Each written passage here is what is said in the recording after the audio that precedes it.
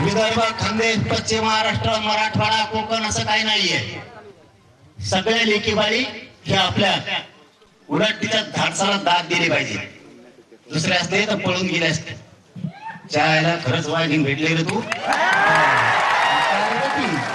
रडती कशाची? रडायचं फिरायचं नाही, लढायचं आम्ही सगळे सोबत आहे. इथं जे जे प्रयत्न झाले, तिने जे जे अर्ज दिलाय त्याप्रमाणे गुन्हे दाखल करून सगळ्यांना अटक करा.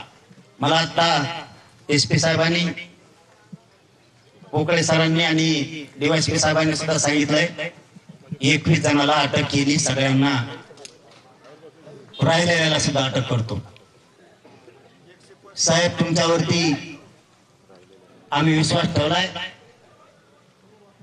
दंगल घडवण्याचा उद्देश तेही कलम याच्यात आले पाहिजेत. छत्रपती शिवरायांचा अवमान केला गेला, तोही उद्देश त्यांच्या मनात होता. आणि ही असली अवलाद ना की त्यांच्याही समाजाला घातक आहे आणि राज्याच्या शांततेला सुद्धा घातक आहे. यांच्यावरती जबरी कलम लागले पाहिजे सगळेची सगळे. जर तुम्ही काही काटकसर केली, आम्ही तुमच्यावरती सगळ्यांनी विश्वास ठेवलाय. जर तुम्ही या 2-3 दिवसाच्या आत यांना सगळ्यांना अटक करून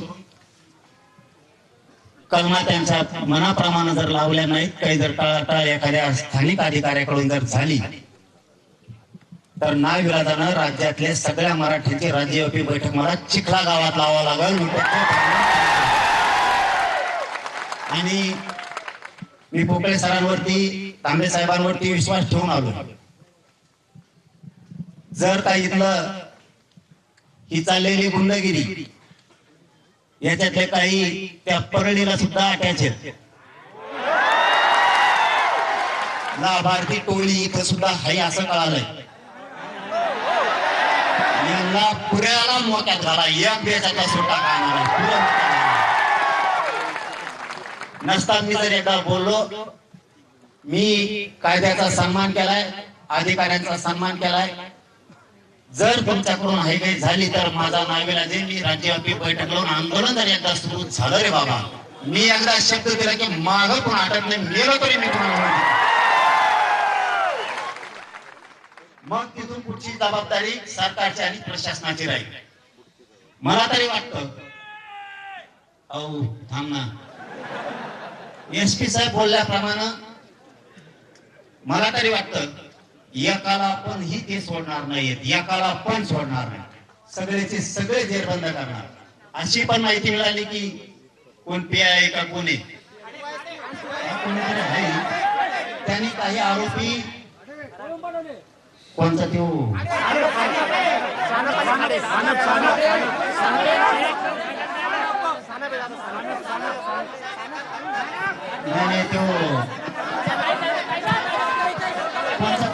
आमच्या तिकडे हल्ल्यात होता तर ते एक दुसरा येऊ